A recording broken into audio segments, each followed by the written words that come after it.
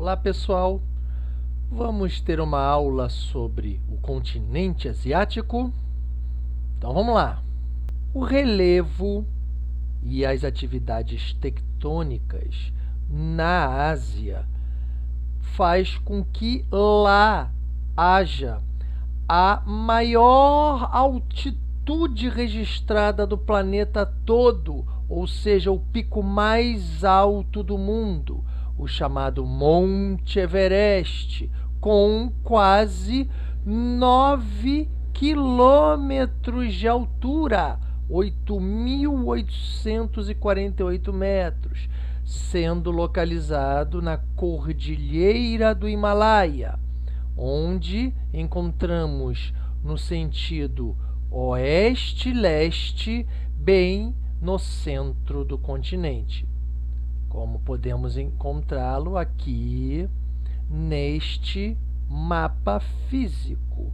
As partes mais escuras são as partes mais elevadas no centro do continente, onde a gente encontra a Cordilheira do Himalaia e o pico do Monte Everest.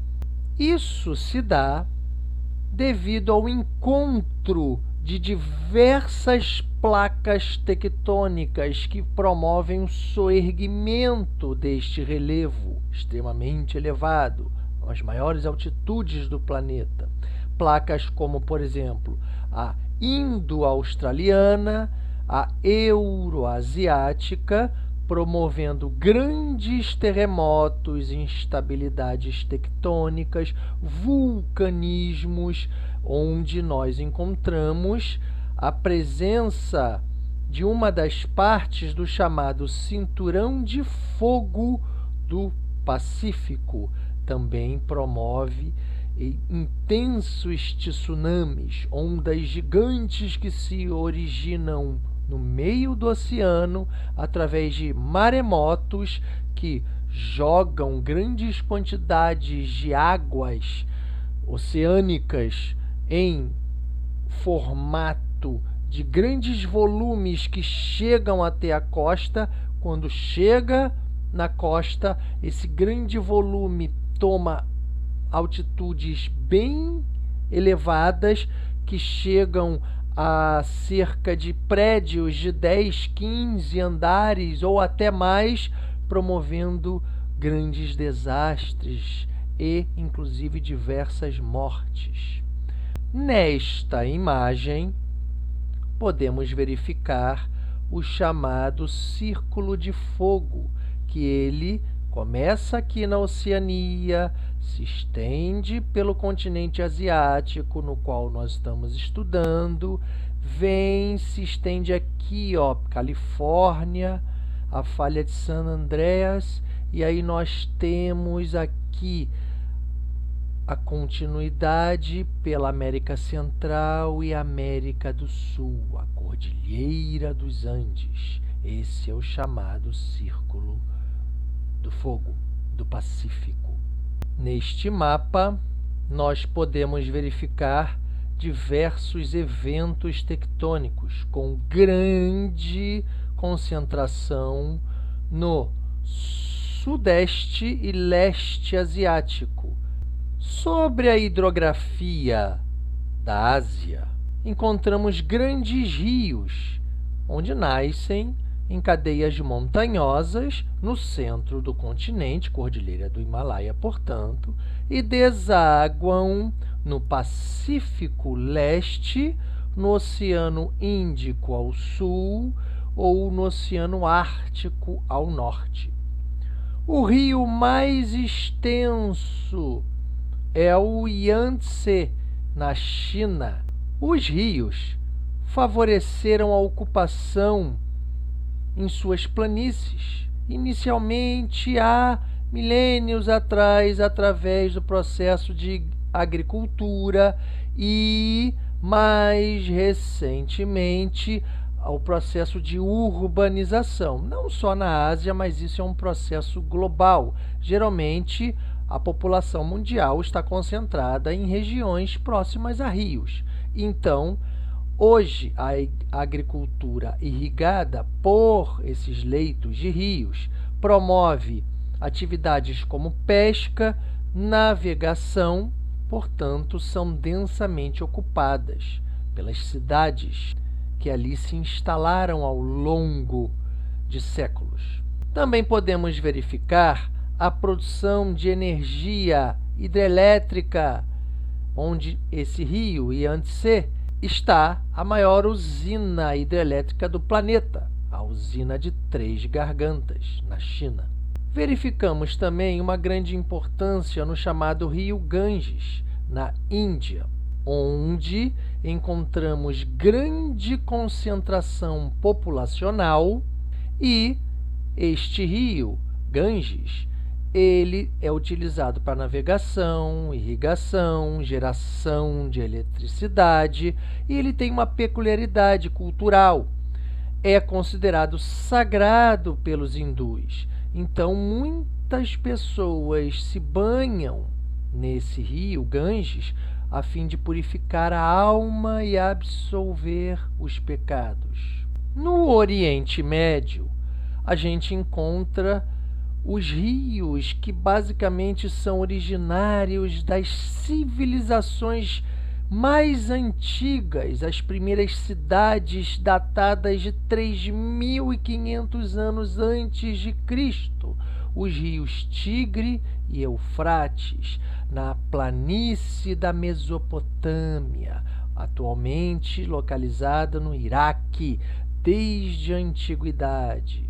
Sobre o clima e a vegetação, encontramos uma enorme diversidade climática, onde encontramos climas equatorial, tropical, no sul, e até o clima polar no norte. Esquematizando melhor a posição dos climas, encontramos aqui neste mapa e neste gráfico a representação climática, o clima polar no extremo norte, aí a gente tem o clima temperado continental, temperado oceânico, o semiárido, que é esse marfim aqui, e o desértico, que é esse mostarda, ou seja, as regiões amareladas são regiões desérticas ou semidesérticas, uma grande parte da Ásia.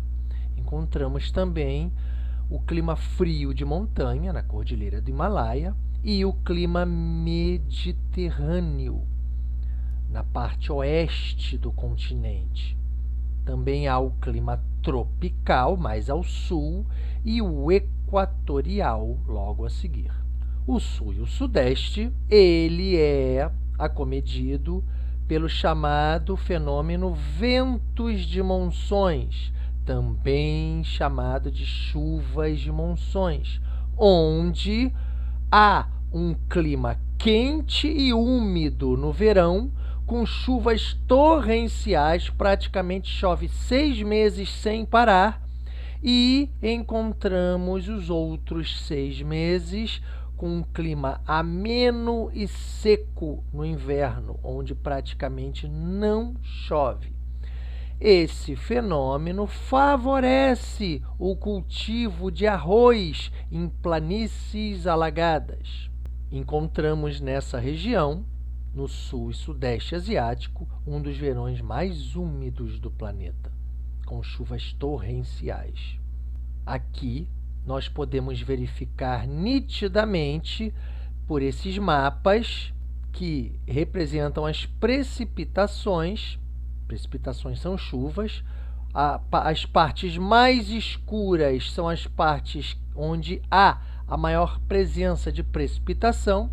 Então, julho, que a gente encontra o verão lá no hemisfério norte, no caso na Ásia, a gente vai encontrar o quê?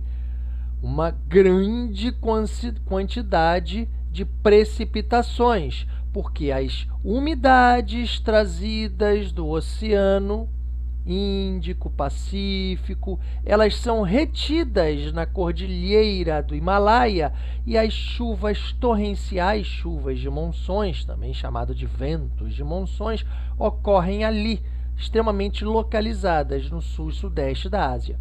E Em contrapartida, novembro, nós encontramos uma região com uma quantidade muito pequena de precipitações, ou seja, são 6 meses extremamente chuvosos e cerca de 6 meses extremamente secos.